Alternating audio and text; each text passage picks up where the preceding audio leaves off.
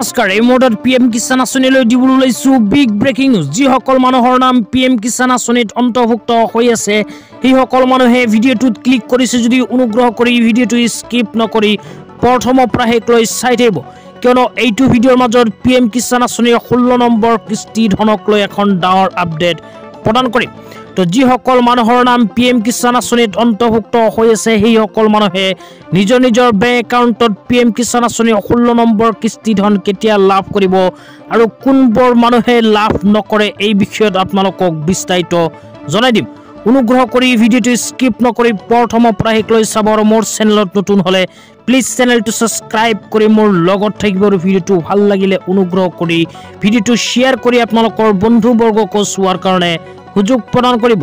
তো পিএম কিষাণ আঁচনিৰ 16 নম্বৰ কিস্তি ধনক লৈ এনেকুৱা এখন আপডেট প্ৰদান কৰিছে পিএম কিষাণ আঁচনিৰ অফিচিয়েল ৱেবছাইটত।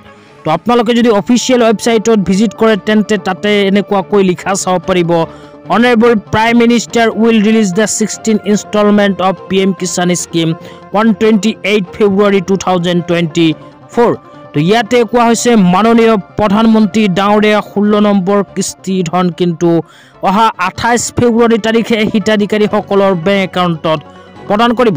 তো আপোনালোকৰ নাম যদি পিএম কিষাণ আঁচনিত অন্তৰ্ভুক্ত হৈ আছে তেন্তে আপোনালোকেও অহা 28 ফেব্ৰুৱাৰী তাৰিখে নিজৰ নিজৰ বেংক একাউণ্টত পিএম কিষাণ আঁচনিৰ 16 নম্বৰ কিস্তি ধন লাভ কৰিব।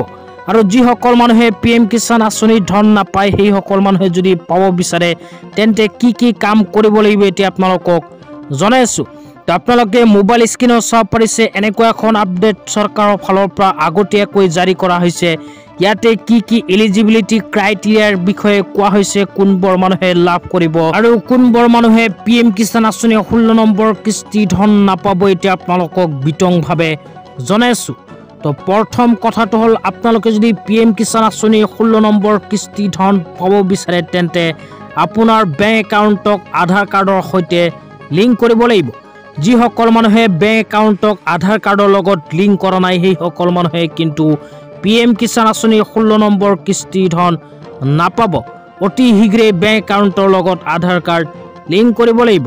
তাৰ পিছত কোৱা হৈছে বেংক একাউণ্টৰ স্থিতিৰ সৈতে আপোনাৰ আধাৰ সংযুক্তকৰণ হৈছে নে নাই পৰীক্ষা কৰক।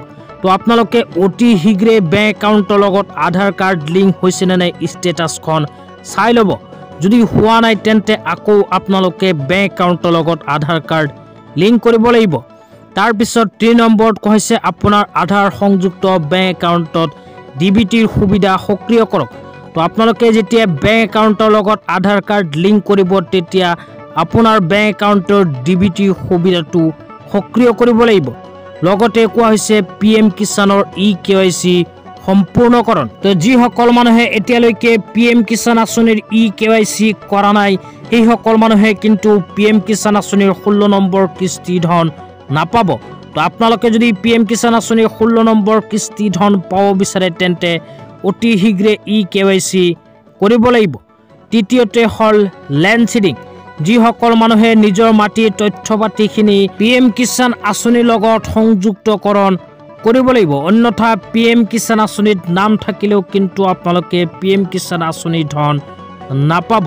তো যিসকল মানুহে লেণ্ড সিডিং কৰা নাই সেইসকল মানুহে অতি শীঘ্ৰে পিএম কিষাণ আঁচনিৰ লেণ্ড সিডিং কৰি ল'ব যদিহে পিএম কিষাণ আঁচনিৰ 16 নম্বৰ কিস্তি পাব বিচাৰে।